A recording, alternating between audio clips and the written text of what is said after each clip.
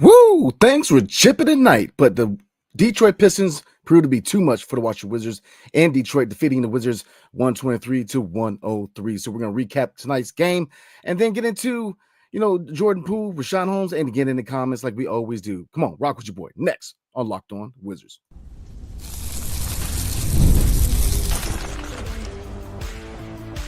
You are Locked On Wizards, your daily Washington Wizards podcast, part of the Locked On Podcast Network. Your team every day. What's good, everybody? It's your boy BScott again, and appreciate you guys rocking with Locked On Wizards tonight. Again, the Detroit Pistons proved to be way too much for the Washington Wizards tonight in Motown, defeating the Washington Wizards 123-103. So we're going to recap the game, look at the good, the bad, and the ugly. Look at Jordan Poole, who emerges as a second or third option, or really the third or fourth option if you look at Chris Middleton to help take the pressure off Jordan Poole. Rashawn Holmes, we know he brings the energy, but is it time to give some more minutes to Tristan Vucevic? I think so. And then we're going to get into comments like we always do. So let's get into it, everybody. Again, the Washington Wizards do lose to the Detroit Pistons 123-103 in Motown. And the question for tonight is, was this game lost on the perimeter or in the paint? Let's look at some numbers real quick. So looking at the shooting numbers for the Detroit Pistons, they were allowed to shoot 46.2% from field goal range. But three-point range is where they really, really hurt the Washington Wizards. They shot 42.1% from three. Now, on the flip side, the Washington Wizards did not capitalize on three. They were 13 from 39, which comes up to 33.3% from three-point range. So they couldn't capitalize, and Detroit Pistons could off of the perimeter. So, again, it comes with transition defense. They were caught sleeping a few times. I mean, perimeter defense, the defensive switches were slow, and closing out took time, man, and they humbled him. Again, the recipe to beat the Wizards defense is to have fluid ball movement. Because, like I said, their defensive switches at times can be slow. Their transition defense at times can be slow. It takes a little bit of time for them to get set up. And there are ways that you do see that it's not that the defense isn't getting better. It's that they're not getting better on a consistent basis. There's nights where this defense looks pretty good. And there's nights where they just look like they're totally out of it. No communication, no energy. And tonight was one of these nights, man, where they had their moments, but overall, there was no energy for the Washington Wizards. The Detroit Pistons just wanted more. And obviously, there's a talent gap. They are sixth in the Eastern Conference. We are currently 15th. So obviously, there is a talent gap. And there's going to be a talent gap most nights with the Washington Wizards. And it's all good. We know what it is. Year two of a rebuild. So, like I said, we know what we signed up for. But here's the thing. Detroit, they're sixth in the East for a reason.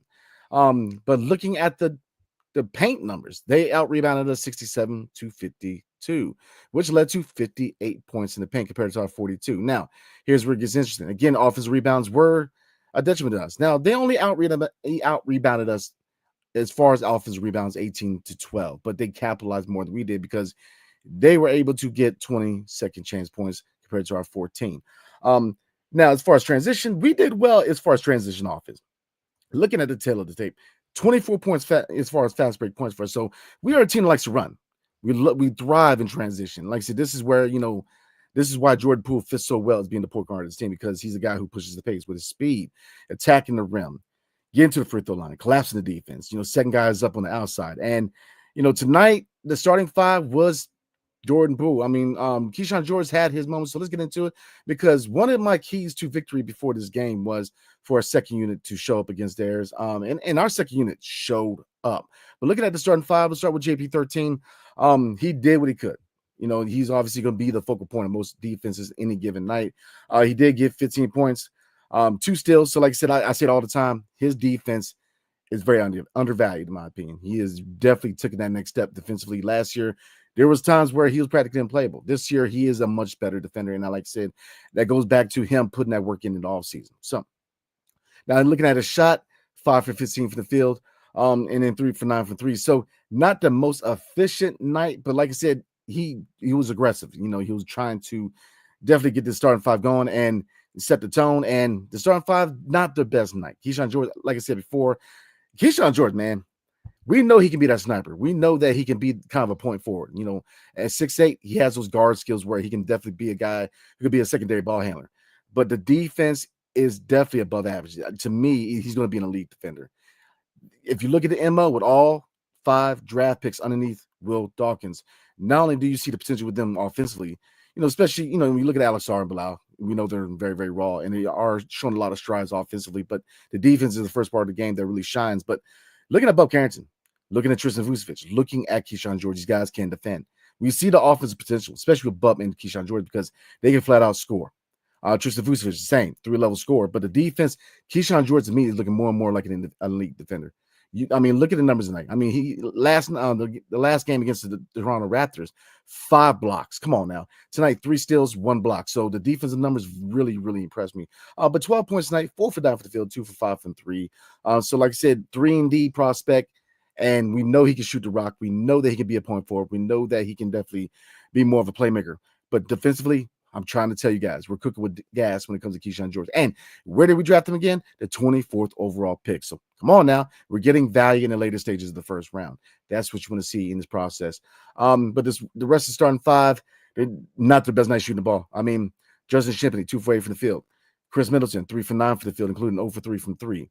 Alex Sarr, 2 for 9 for the field, including 1 for 3 from 3, and 3 for 6 from the trade strike. So he's definitely got to make those. In an event, in the case of Alex Sarr, 8 points but 7 boards. Like I said, his rebounding numbers continue to impress, but 4 turnovers. So there's times where, they caught him slipping. They picked his pocket, and it comes down to this. Can Alex Sarr put the ball on the floor? Yes, but he's not a guy that I want bringing the ball up. A few times, he puts the ball on the floor trying to be aggressive and try to attack the paint, and they picked his pocket. So I'm not saying he shouldn't dribble or definitely try to be more of a playmaker, work on his dribble, because he definitely should.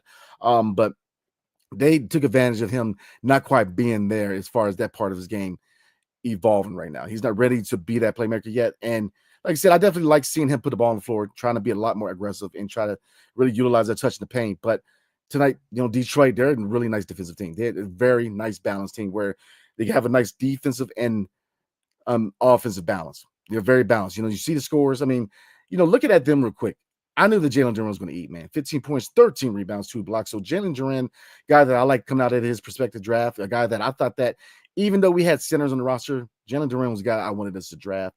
And again, looking at Detroit, King Cunningham, he's a superstar. He's a franchise player in Detroit, and for good reason. Almost got a triple-double tonight. 27 points, 8 rebounds, 10 assists, 11 for 23 from the field. So slightly under 50%. He's just an unreal talent, man.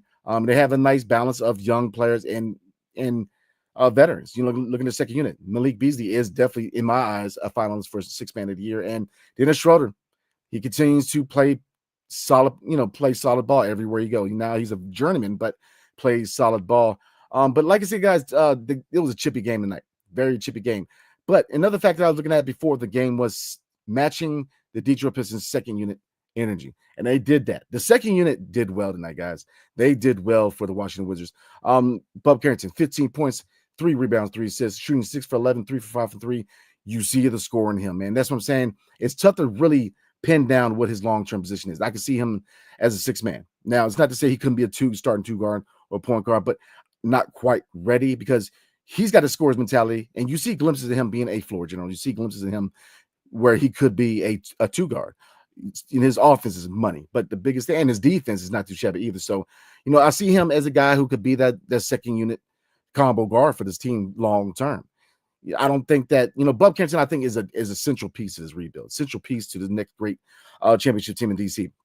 But like I said, I don't think that holds you back from drafting a Dylan Harper. I don't think that holds you back from going out there and getting another guard.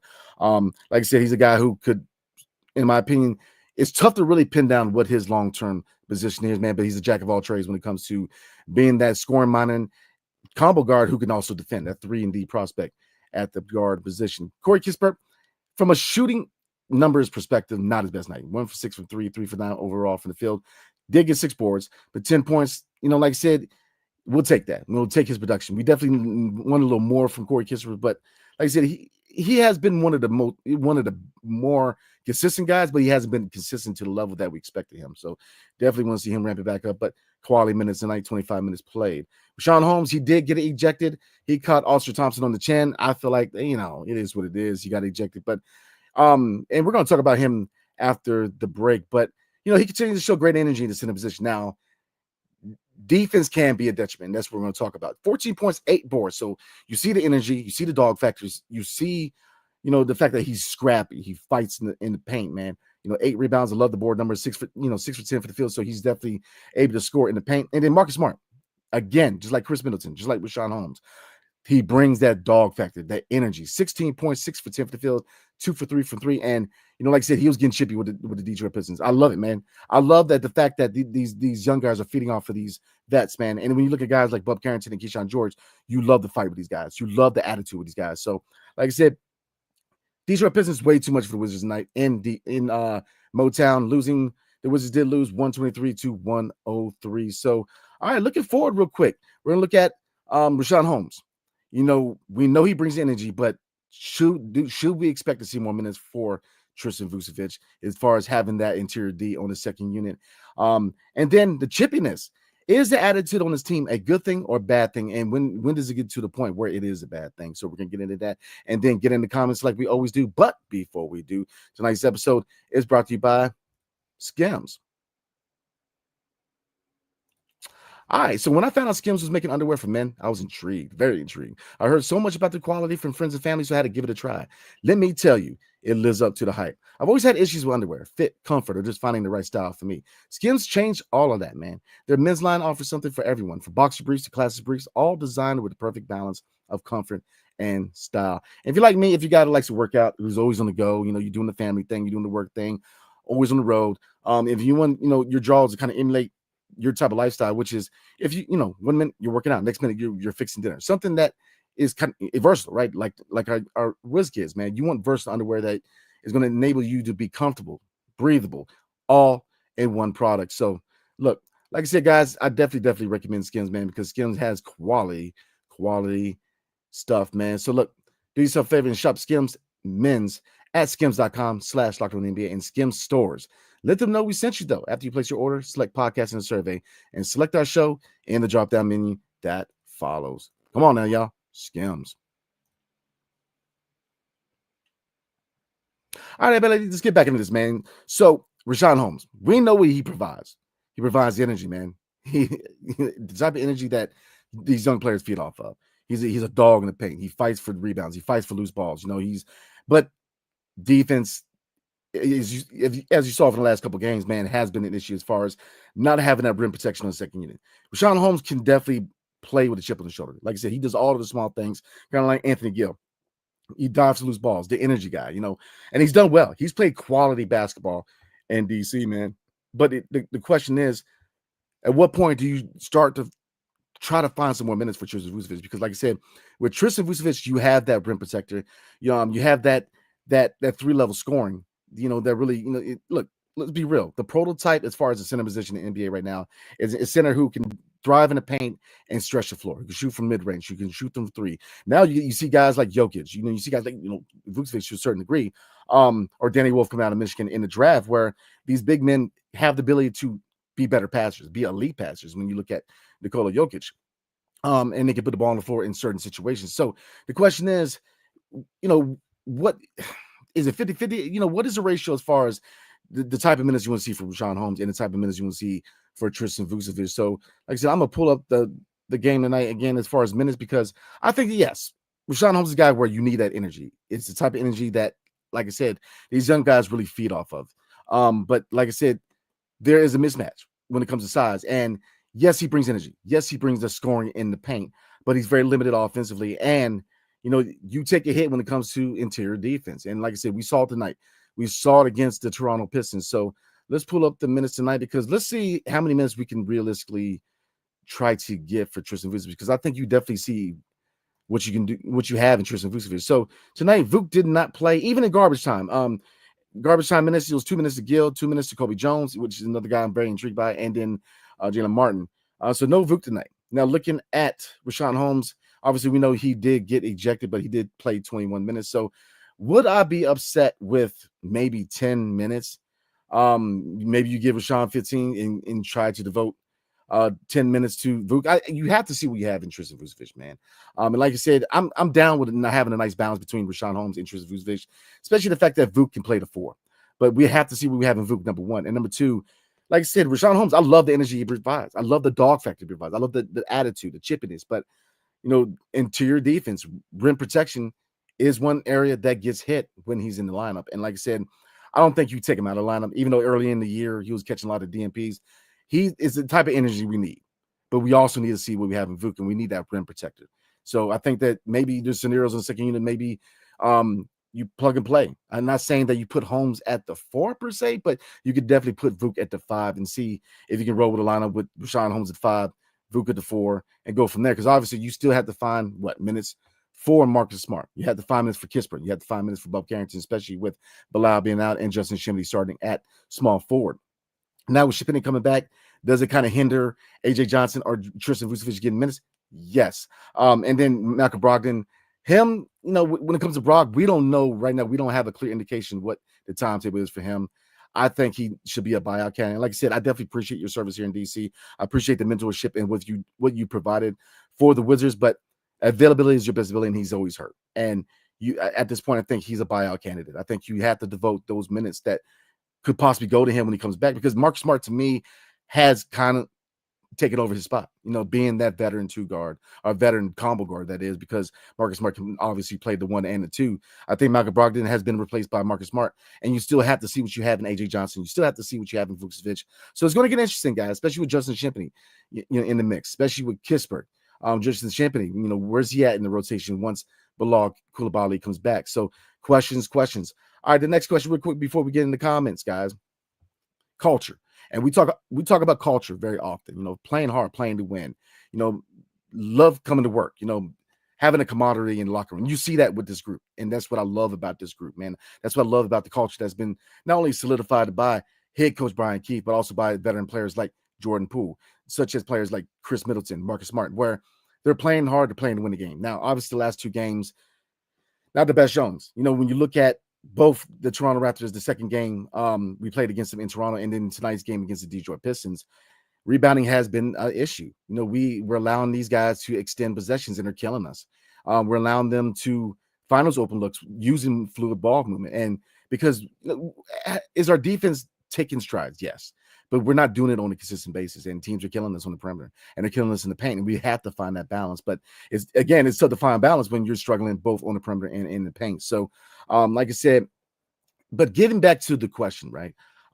Is the chippiness, is the attitude, when I'm talking about attitude, you see Marcus Smart, getting chippy people, playing tough, you're really getting the heads of other players. Chris Middleton at times, right?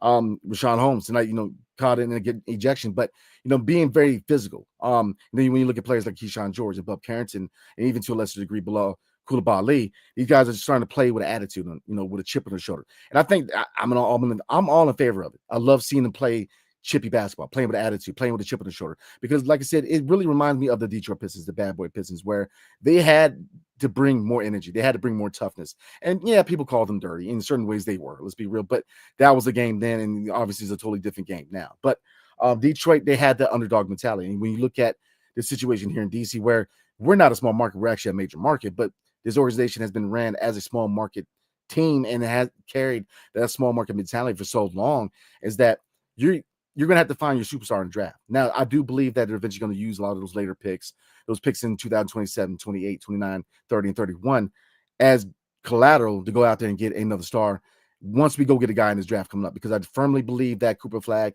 and or, Dylan Harper can be stars in this league. Ace Bailey as well. All 3 of those guys, in my opinion, even though all 3 of them do have certain areas they need to work on, Cooper Flagg looks more like the complete package, but Dylan Harper ain't too far behind. And Ace Bailey, as far as a score, man, is the complete package as far as a score. He just has to find a lot more bursts as far as driving to the basket, but I think he will get there. But early on in the process, especially this draft coming up, we're going to have to find our superstar through the draft. And like I said, do you want these guys to kind of have the underdog mentality, to have the play with a chip on the shoulder? Yes, because we're going to be underdogs.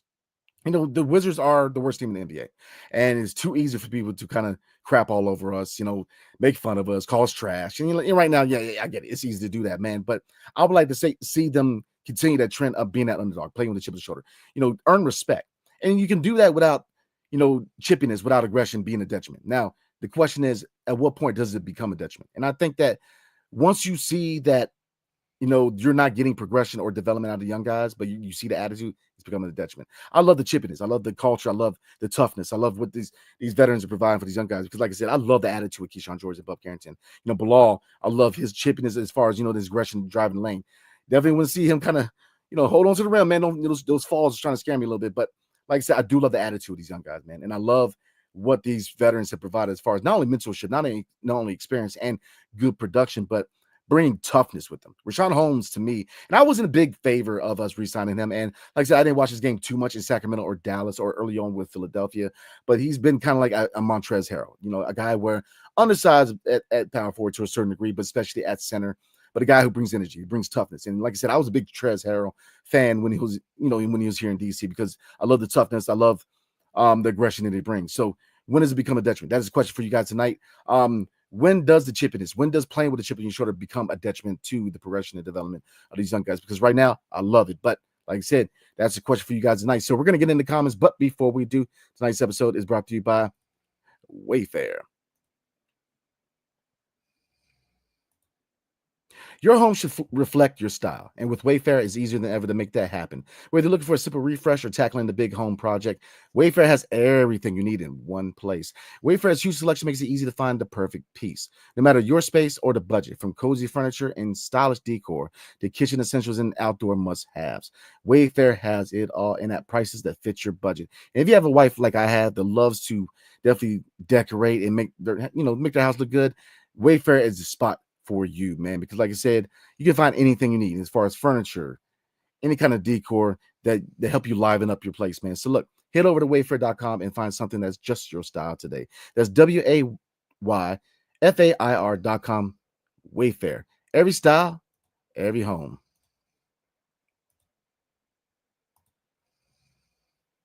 All right, everybody, let's get into comments tonight. Like I said, I'm without my guy AB tonight. My man needed the night off, so definitely. Look, he's been working hard, man. So like I said, he definitely earned that night off. Let's get into it, everybody. Jack Phillips, how you doing tonight? Says Middleton isn't bad, but I don't think he should be starting or getting as many minutes as he is. Our flaw is much better with him off the floor. Would it be better with JC or Bub taking the starting spot? Right now, I think he fits. Now going into next year, I do agree with your assessment. I think the next year you do have to kind of see where he fits. It really in that scenario, JC, I see Justin Shimpney purely as a role, a second unit role piece, and there's nothing wrong with that because he does it well. He does it at a high level, and he's earned the contract he got. Bub, is he quite ready to be that two guard in the same backcourt with Jordan Poole? I'm intrigued to find out. Definitely want to see in certain matchups. Maybe they roll that out, especially with Bilal eventually coming back, Sadiq Bey coming back. And like I said, we have a lot of options and a lot of choices, but a lot of hard decisions too, because, we haven't, really taken account that Sadiq Bey is coming back at some point. So where does he fit? And obviously he's not going to be a starter, but, if he shows that he can still be that guy that we need, because he's a very intriguing young guy who could definitely start. So if we don't get Cooper Flag or a power forward in this draft coming up, we go and we go win another position, Sadiq Bey could be a candidate to maybe be a starter next year. And, like I said, that's not a bad lineup. So I think the biggest thing is we have choices. So I think we could best answer that going into the offseason and really training camp and see what we have at that point after the draft, after free agency, because I like Justin Shippey, but I'm not quite ready right now being a full-time starter. He can definitely spot start, but not full-time.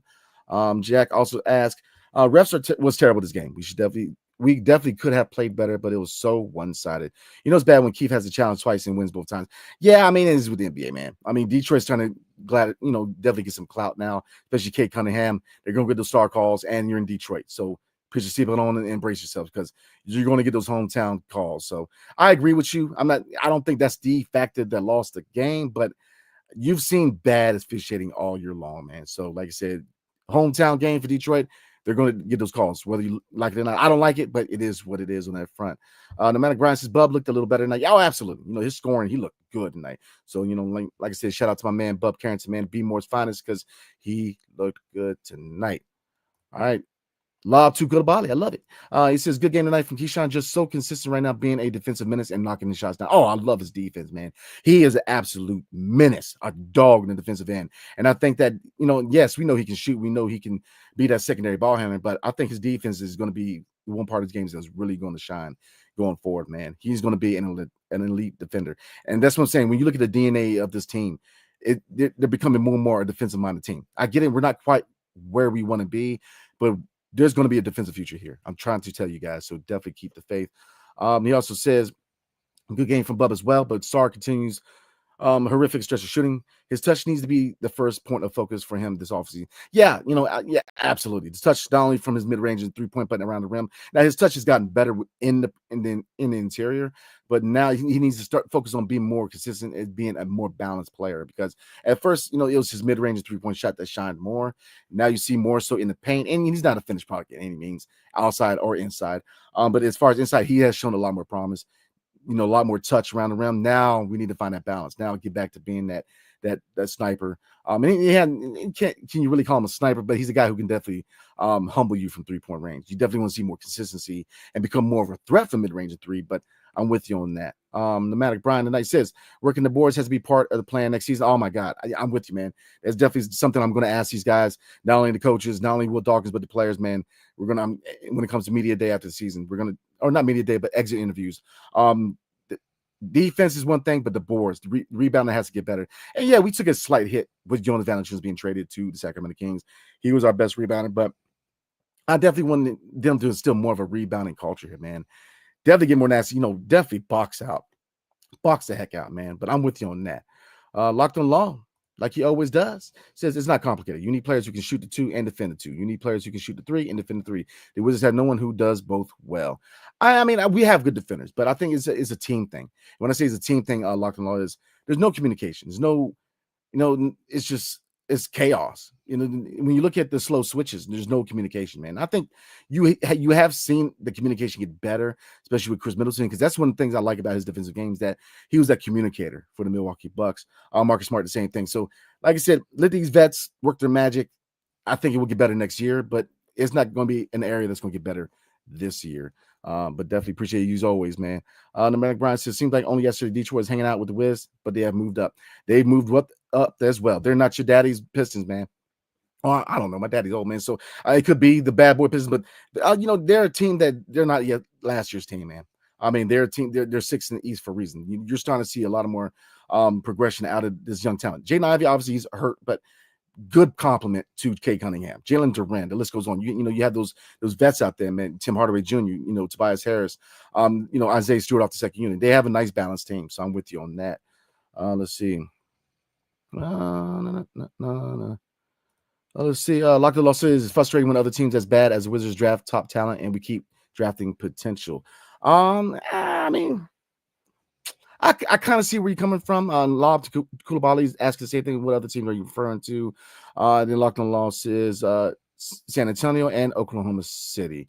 I agree with San Antonio, but I mean Wemby. Let's be real. This is a no-brainer in that draft. But I do agree. Stephon Castle is a baller, man. I like that pick a lot. Let's see. Oklahoma City, outside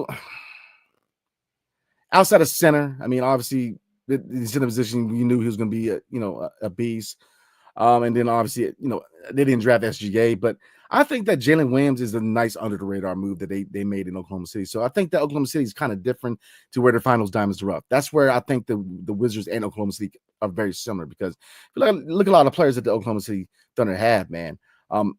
Outside of, obviously their center, these guys, Jalen Williams, nobody knew he was going to be this good. And like I said, coming out of the draft, I knew he's going to be a good prospect, but they're good at finding those later stages of the first round or those diamonds rough type of picks, man. So I'm with you on San Antonio. Let's see. Lob the Koulibaly says Castle has been inefficient and plays alongside Fox, CP3, and Wemby. Think that he wouldn't look far worse on a team like the Wizards or worse than our rookies like Buck is kind of silly. I agree with that. I mean, I don't think that he has the same impact like he does in San Antonio here in DC, because it's too. I mean, like I said, you got De'Aaron Fox, legitimate point guard, CP3, Hall of Famer, Wembanyama, who's on track to be one. So I think he was kind of like Poole, man, where now we're starting to see that Poole can hold his own on team like the Wizards, where before in Golden State, you had Clay, you had Curry, you had Draymond, and he did well. Like I said, he was a central piece of a championship team. But like I said, to Judge Castle's kind of like the same thing with Jordan Poole. Now we're seeing that he can hold his own on the team like the Wizards, where before, the questions were, what can he be without having those guys in Golden State? And like I said, he's shown that he can handle it. And I think that Stephon Castle, you see enough talent, I think he's going to be just fine, man. Let's see. Mac Hung, how you doing tonight? It says Bub needs to work on attacking the rim. Yes, sir, absolutely. Sar needs better shooting touch. Keyshawn has the most potential, to be honest, but still needs improvement on his defense.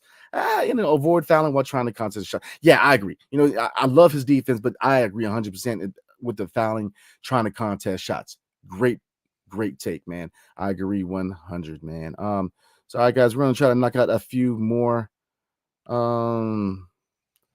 Let's see. Let's see. This one's from Lob to Koulibaly. Says, I like the framework of the rookies and the type of prospect Dawkins is looking for. Yeah, same here. It's the same thing OKC did. Yep. And the problem is because we don't have a current star, fans are impatient and want results now.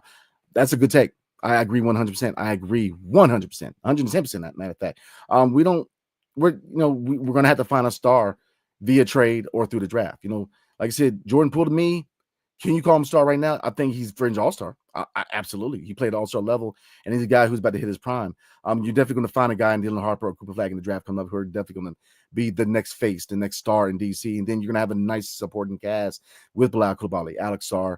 When you look at Sarr, when you look at Bilal and a potential prospect like Dylan Harper or Cooper Flag, you're going to have I'm not a big three guy, but it's going to have more, a kind of a big three going there, man. And then when you add Keyshawn George and Bub Carrington and Tristan Vucevic, we have a nice young core here. Then, okay, rock with your boy now. Look at the veterans. Chris Middleton, Marcus Smart, Sean Holmes have done well. Now, next year, they are expiring contracts. So, but you still need that veteran presence. Then you look at prospects like A.J. Johnson and Kobe Jones, and Justin Shimpney, where they're going to be those second unit role players that we need, that depth that championships need, championship teams need, because look, championships are won with second units, not with starting fives. You can have the best starting five in the league. Look at Phoenix. I mean, they have three legitimate scores and they don't fit. If you look at the Miami Heat team, yeah, you had Bosh. Yes, you had D Wade. Yes, you had LeBron, but they needed that bench. They needed that balanced bench with veterans and young guys.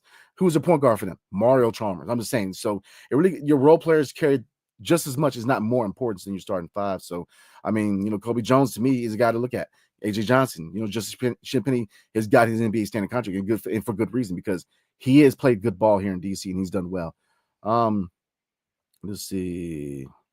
Stuart Flaherty was good. Been a minute. It says Detroit is a couple of years ahead of the Wizards. Absolutely. Their stars are more developed, etc. A couple of years and 20 pounds of muscle, and Sarr will get his against Durant. I agree 100%, man. Like I said, last night, a few people got on me, man. Didn't like my thumbnail, but to me, when I said that they were punked in the paint, they were out muscle. But shout out to my guy Big J52, man. And he brought up a good point, which is give him some time, because they are going to start punking people. And I agree 100%. So shout out to my brother Big J52. So all right, everybody, we're going to go ahead and call it a night. So real quick before we roll out, what to look forward to this week. Now tomorrow we're going to have my guys out over that State of the Wizards podcast. My guy DC Hoopla and Wiz Takes are going to be joining me tomorrow night at 7:00, and we're going to chop it up about certain things like, Alex Sarr, is he a power forward or the center of the future, and what other prospects or players should we look at if they slide Alex Sarr to the 4? And then obviously Thursday night we're going to recap the Detroit Pistons and Washington Wizards matchup, and then Friday we have special guest Greg Finberg coming on, man. So we're going to talk about the draft a little bit and look at the offseason a little early. So a lot of good content. A lot of good guests coming up this week, man. Like I said, shout out to my guy, Greg Finberg, and my guys over there at the State of the Wizards podcast, DZ Hoopla and Wiz Takes, man, for coming on and rock with your boy, man. So like I said, tune in this week because we got a lot of good content ramping up, man, because this is our last month of the regular season, or the full month, that is. April is only 7 games. So like I said, the season is grinding down. So all right, guys, we're going to call it a night. Appreciate y'all as always, man, for rocking with your boy like you guys always do. I'll see you guys tomorrow night. Hail to the Wizards and peace.